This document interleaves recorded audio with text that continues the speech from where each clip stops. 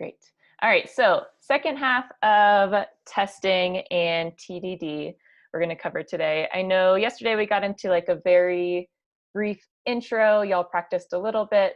And today I want to kind of finish up what we were working on yesterday, talk a little bit more about testing mechanics, and then get into some more practice that you all can do together. So to warm up, I want you all to look at these three, I guess, mainly 1, 2, 3, 4, 5, these bullet points here. And I want you to just answer these on your own. So it can be in your journal. You can even just think about them if you want. But the first one, what 2 directories should we have within our project directory? So a little bit of a review from yesterday. And then as far as the mini test setup goes, what do you have to require in a test file? What does your test class inherit from? And what's the syntax for a mini test test? What's the best name for a test, or what can you remember about like how to set up your test and how you should name it? Then the last one here, name the 2 assertion methods you learned yesterday and describe what they test for. So I'm going to give you all about, I'll say 3 minutes I'm going to put on this timer, and then I'll check in to see if anyone needs a little bit more time. Go ahead.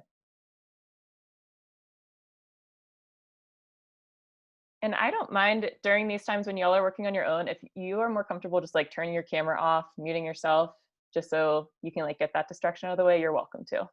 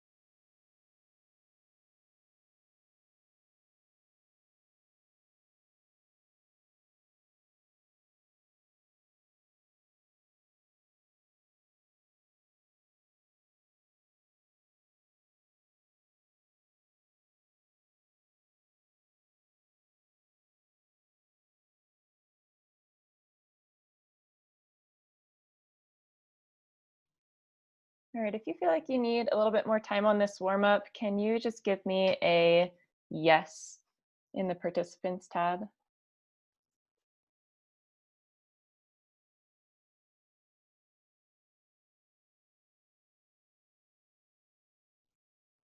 All right, cool. We will go ahead and move through this then. So let's go ahead, let's run through this. And I will say I'm not a fan of cold calling, but the only time I'll do it is if you all have had time to think this through. That said, if I call on you and you don't feel comfortable answering, there's absolutely no harm if you say pass, and then I'll just go to the next person, okay? So no pressure to answer. You can always pass, and I'll go on to the next person. So let's go ahead. Garrett, what did you say for this first one? What 2 directories should we have within our project directory? Just lib and test. Yep, lib and test, great. As far as our mini test setup goes, what do you have to require in a test file? Greg. So you have to require the classes you're using, as well as mini test, auto run, just to make things easier for you, right? Yep. Yeah, great. So any classes that you're going to be testing, make sure you require those files, and also make sure that you're requiring that mini test auto run, so all of your tests can run as soon as you run that file. All right, what does your test class inherit from? Karen? Is Karen on here? I think. Let's go into the next. Sage. Sage, I don't know why your last name is on here and no one else's. Question was, what does your test class inherit from? So I think, I'm not sure if I understood the wording, but is that the lib, like the class in your library that it's referencing? Not the library, but when you define your test and there's that little kind of like a chevron, whatever comes to the right of that chevron, that less than sign, then that's what that is inheriting from. So what is your test classes inheriting from?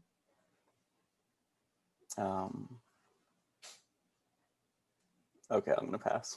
Okay, that's fine. Let's go ahead to Shonda. Is it mini test? Yeah, awesome. So we have mini test. So we're inheriting from mini test. That test is the module where we're getting all of those assertions from that we're able to use in mini test now. And then this last one for the mini test setup, what is the syntax for a mini test test? What's the best name for a test? So any part of just like what is syntax for mini tests? Mainly, what do you name those tests? Aiden? Yeah. So for each for the test, you basically say test underscore, and then in snake case, you have what it's testing. Awesome. Yeah. So for the test, we can kind of see it over here. I can't make this any bigger, but whatever our class is named, in our case yesterday, it was that student class. Our test name is going to be whatever the class is named, and then an underscore test. And let me take that back. That's not our test name. That's just the file name. Our test name is the class name, and then we just put this word test after it. That's our convention with mini test. So class name, test. And then last one here, name the 2 assertion methods you learned yesterday and describe what they test for. And this next person, Mike, it's fine if you just give me one. So give me an assertion method, and what do they test for? So assert underscore equal, it tests if whatever we're testing equates to what we're testing against. Awesome. Yeah, assert equal is one of those methods, and it's testing that whatever's on this far right-hand side, whatever this evaluates to, it's equal to whatever's on the left-hand side here. And then what's the other one that we talked about yesterday? Robert H. I can't remember what the other one was.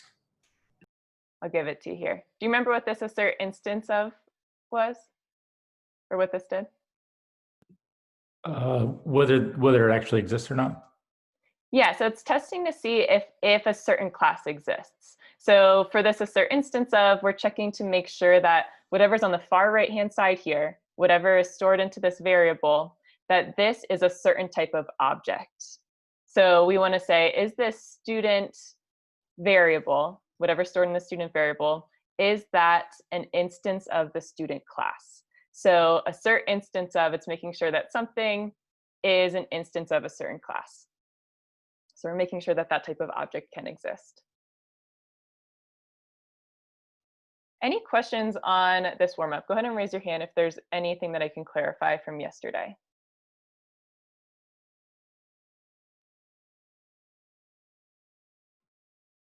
Garrett? Yeah, I had asked about this in the Slack channel, and I got an answer, and I think I kind of get it, but I guess I was just maybe looking for a little more, like, I'm just trying to more fully understand the difference between the assert instance of and the um gosh, the other one, Assert yeah, equal. assert equal, yeah. Yeah. So I would say, as far as their assert instance of, in your classes, I I I I shouldn't say you will only use it once, because there will be times where you'll want to make sure that, like for example, your deck class right now has card objects. So maybe in your deck test, you'd also want to make sure that the card attribute had card instances of the card class in it. Make sure that they're card objects. But for the most part, these tests will probably only have one assert instance of. And it's just making sure that you have a class that's working. You have, in this case, a student class. Whereas this assert equal, I would almost say this is checking, we'll get into this definition of methods that are query methods and methods that are command methods. And this is checking to make sure that when we are calling a method, that we are getting back what we're commanding to get.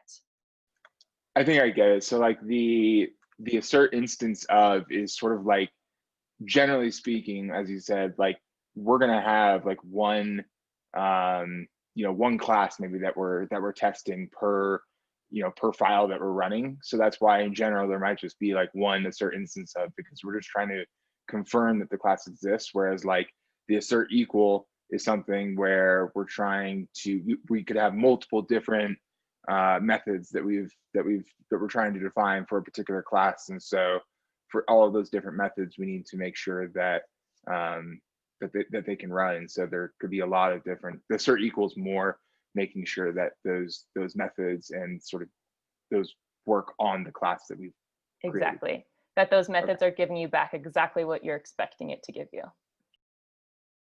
Good. Thanks for that question. Kind of along those lines, and I actually, before I move on, I think I did see, oh, there are a few hands. Will, question.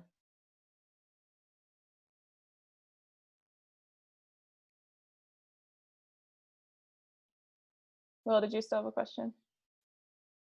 Sorry. You're good.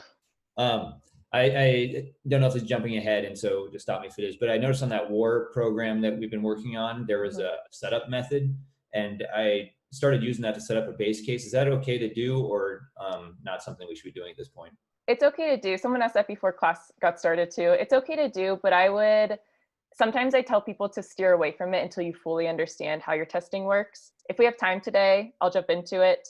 If not, I can kind of like write up a little blurb and send it in your code help channel. But it's not something that I would require that you have in this first project. Okay. It's more so to dry up your tests. And when I say dry up your tests, I mean so that you don't have to like make the same objects in every single test that you make. Yeah, and that's what I was doing. I just want to make sure that was okay that I was doing that. Okay. That's totally fine. Thanks. As long as you understand what it's doing. Hope. Yep. So this isn't really a question, but I wanted to point out that you can use assert instance of for more than just the first test. Mm-hmm. Because you might notice that cookies is an empty array to start with. So you could query that assert instance of array and then test student.cookies. And that would also give you the same answer. Yes, and I think actually we can, I'm gonna go through the rest of this and we can show an example of that too. Thanks, Hope. All right, so kind of along those lines with this last question here of, we went over 2 assertions yesterday. Yesterday I said there are more assertions that you might see, and these are a few other common assertions that you might see. This assert, so I'm just gonna go through here and kind of define each of these real quick. So assert is going to take one argument, and that argument after it, really what you're saying here is like assert something. So you're making sure that something returns true.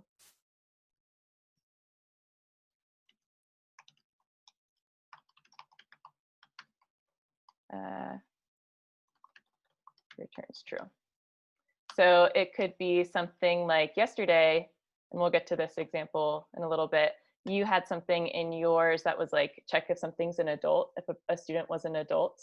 So if I had a variable called student and I called adult, I want to make sure that that returns true.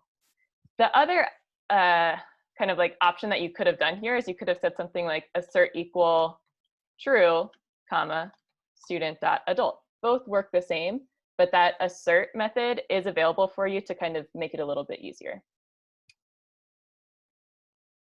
The next one that I have here is assert nil. Any ideas what that one does? Hope I see you visually physically raising your hand, and I didn't have the participants tab up, so go ahead.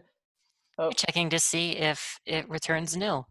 Yep, checking to see if something returns nil. So I'm going to put here, oops,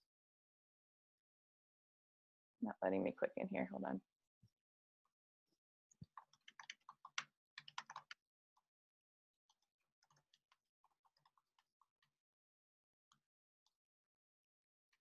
I'm going to just put here, see if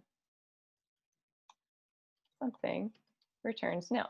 So it might be something like assert nil, and then after that you say whatever object you're checking to make sure returns nil. Maybe we didn't define student correct and we want to make sure that returns nil. George? Yeah, I had a question actually regarding exactly that. I've run several of the Minitest suites and stuff, and I'm getting in Minitest, like the next update, that's going to be Deprecated? obsolete. Yeah, is that true? Is there something else that we should be using instead? Is that something that we should yeah, like use? I think that these two, assert nil and refute, are kind of tricky. Sorry, I think you might have broken up and I might have talked over you by accident. Okay, assert nil and refute. I think that assert nil, I would also, you could use refute, because refute is making sure that something is returned either false or nil. Yeah, so I think that's why it's getting deprecated. To be completely honest with you, I've been out of Minitest for a while, so I haven't looked at the docs to see what's currently getting, or like on the way to be deprecated. So I trust you in your research to say that that's soon going to be gone. So if it's going to be gone, I think it's most likely because this refute works just the same. So the refute works similar to assert, but the refute is checking to make sure that something is either false or nil. So I'll put that here. That is something you have to be careful of though, because if you are expecting it to be false and it returns nil, it will pass. So I kind of tend to steer away from this assertion. I put it here just because it is a common one that you will see. If you wanted to check to make sure something is false, that's when I would actually urge you to use the assert equal false and then whatever you're expecting to be false, because this could be like a falsely passing test if you're expecting something to actually be the Boolean value of false and it's nil. It didn't actually work. And then this last one, refute equal, I think y'all can kind of put this together that this is the opposite of assert equal. So making sure, check to make sure two things are not equal. So kind of opposite of what we've been doing so far. But these are some common ones you might see if you jump into a code base. You might see these commonly used. I would say just be aware of that refute one. That can be a falsely passing test. But other than that, those are all commonly used assertions that you will see in these mini tests. Any questions on these?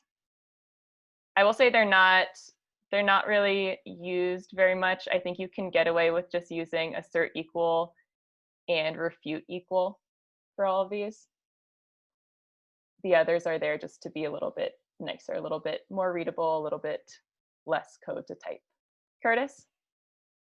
So I guess like just to understand a little bit more about how Minitest works, like are all of these methods just like they pass if they return true?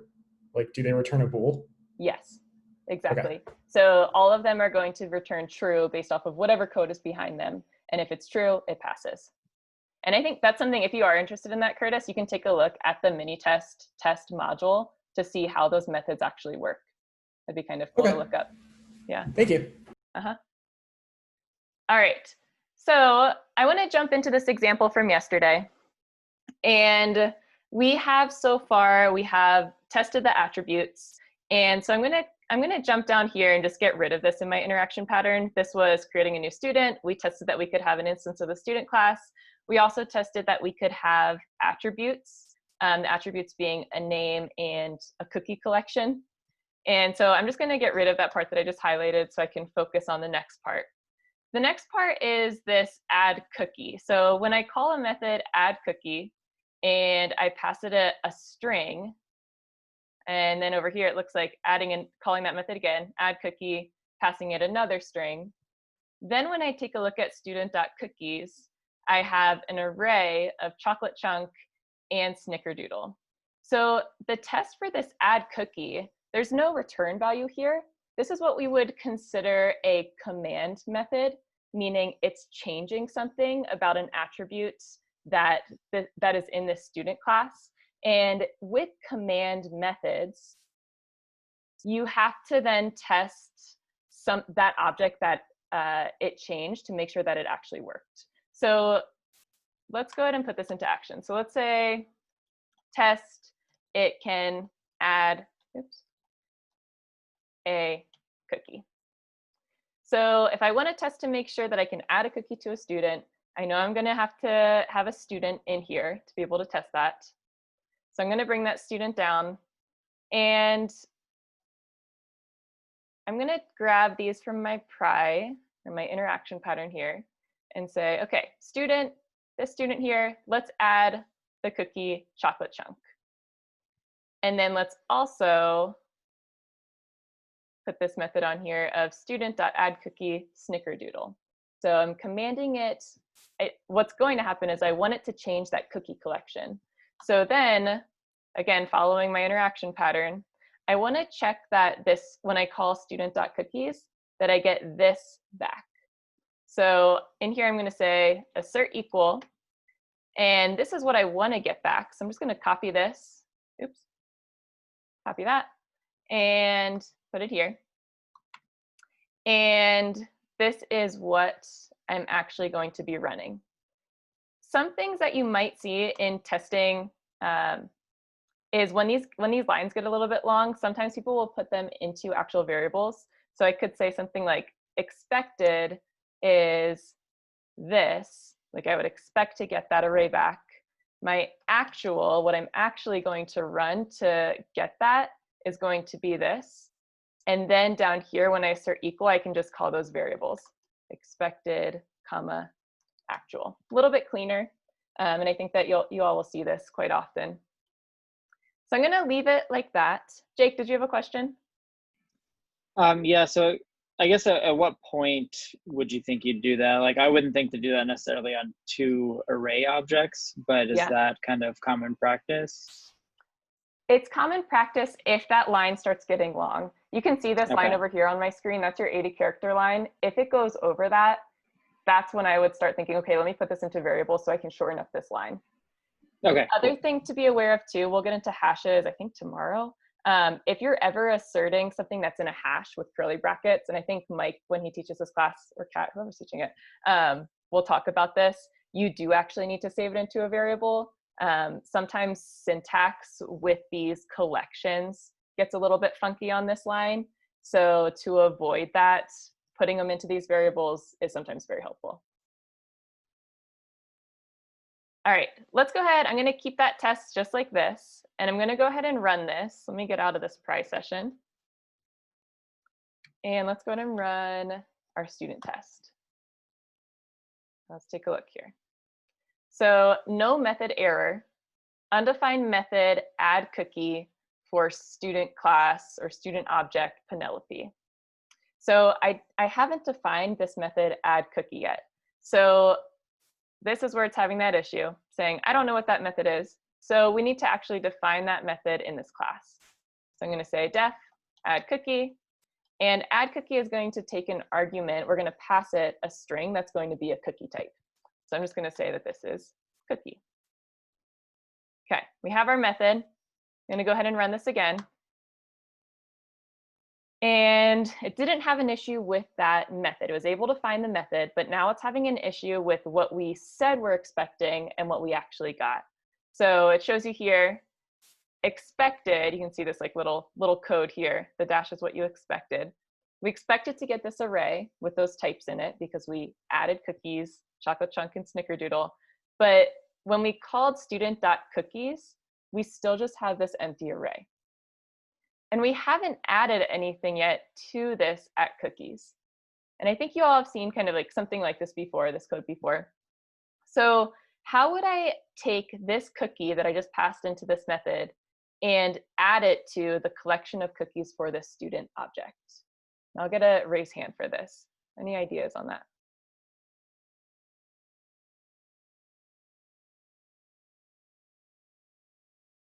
Will, what do you think?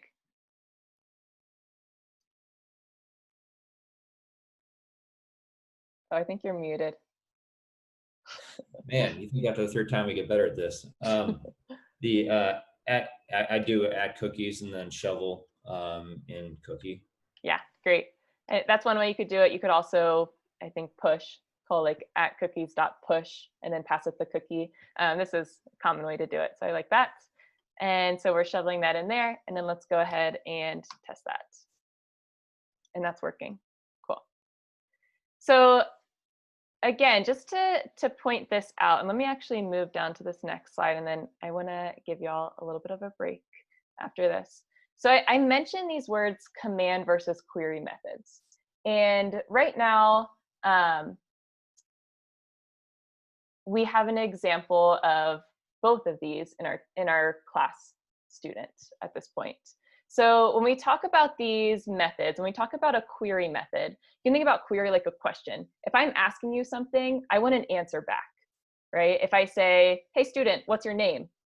Or if I said student.name, right? Like that .name, that's a query method because you know that you're getting something back. You're asking a question about that object and you're getting something back in response.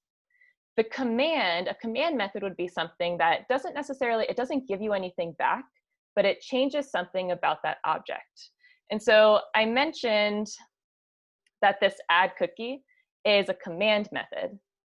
And this add cookie is a command method because it's taking, it's not returning, we're not looking for it to return something, but we're looking for it to change something about that student object. Whereas when we called .name or when we called .cookies, that was kind of asking it, hey, what's your name? Or hey, what cookies are you bringing to this party? So we have two different kind of like variations of methods that we could have. When you are testing, so in this case, when we're testing this add cookie, since there is no real return value here, this is part of our kind of like execution to be able to check that it worked. So in order to check that this new method worked, I need to check an attribute to make sure that that attribute was changed. Whatever I'm commanding to change with this method, I need to take a look at that part of my object and make sure that it did actually change. Any questions on command or query methods?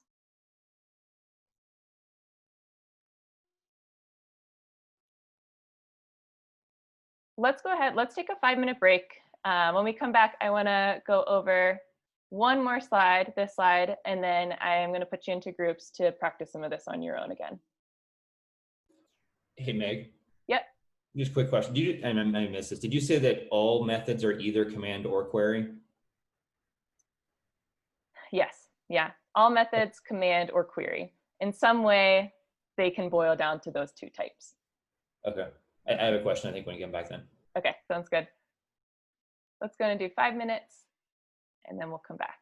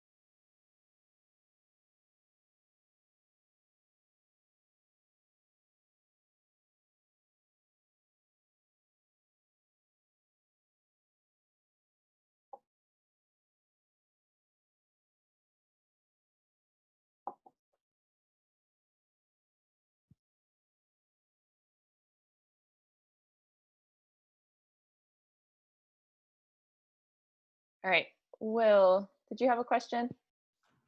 No, actually, I thought about it over the break, and I don't have a question. Good. Great, Thanks. love those.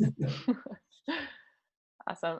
Okay, so the other part that I wanted to mention here, you will hear this acronym SEAT going throughout Turing, and I think it's actually, maybe you could Google it and find it. I feel like Ian, who is currently an instructor in Mod 3, I feel like he has said that he has come up with it. Unsure, but I feel like it is helpful when taking a look at your tests and just seeing kind of like what is happening and what you need for your test. So for every test that you have, you'll have to set up usually something in order to get your test running. There will be some type of execution that needs to happen, an assertion, and teardown. So let's take a look at these tests that we have so far. When we talk about setup is what do you need, or what objects do you need in order to run your tests? In our case for all of these really, what did we need in all of them in order to make any type of assertion in the end? Raise your hand. Garrett? We needed the student.rb file to be required so that we would have a class to run a test on in the first place.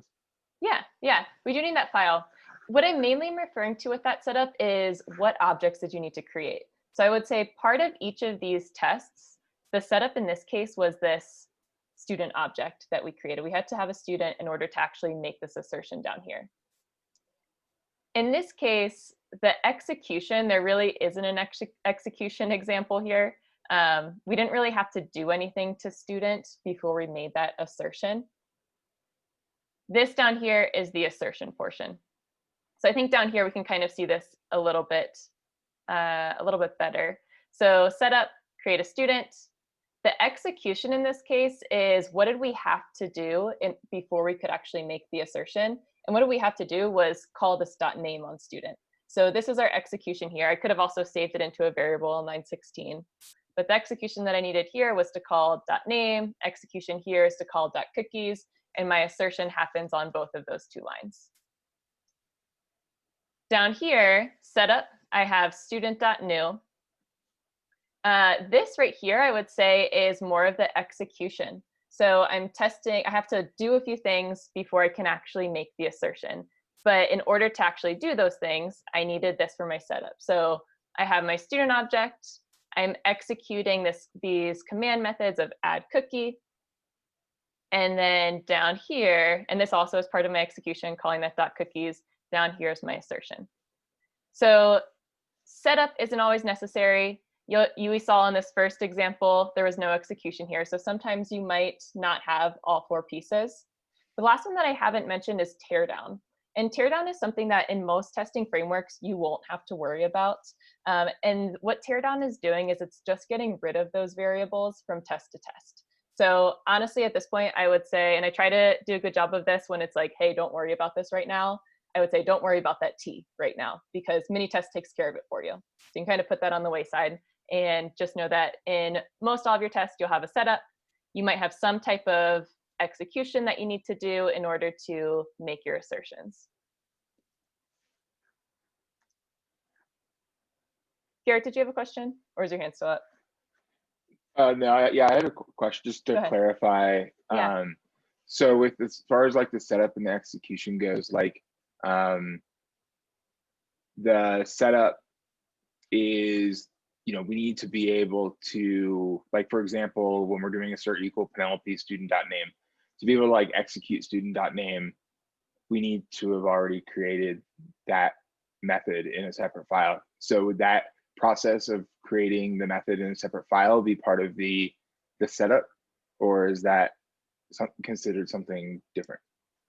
So I would say having something created in a separate file is, well, you have something created in a separate file because your tests led you to creating those things.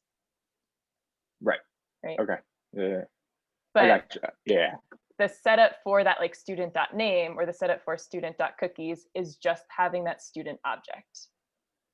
And we're talking about the setup in reference to that specific test. So for that test, in order to actually make any assertions, we needed a student object. And so that student object was your setup. In your deck, I was talking to someone this morning about testing the deck class, and your deck object has cards in it. So in that case, to be able to test a deck object or test anything about a deck object, setup there would mean you would need to create cards and you would need to create a deck object because your deck object has card objects. So you might have multiple things that you're creating for your setup. In that case, for your deck object, you need card objects and you need a deck object. So that's all part of your setup then. Okay, I want to go ahead and pass you all. Let me pull this up. Usually my DM with myself is just stuff for me to pass on to you all. So this is, let me copy this over.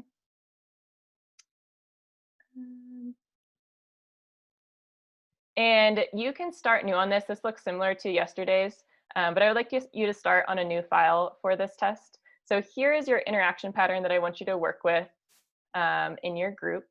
And it is a little bit longer than ones we've done before.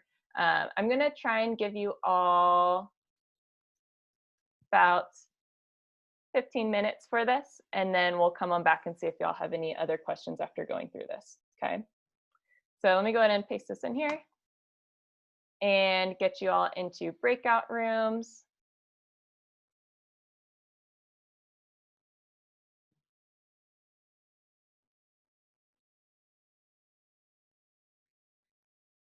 And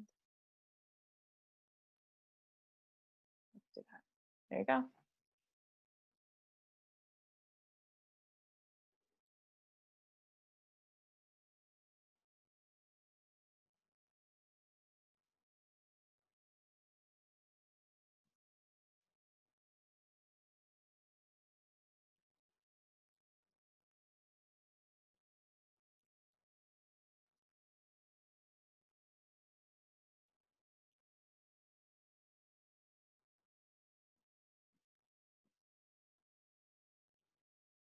Did you find yours, George?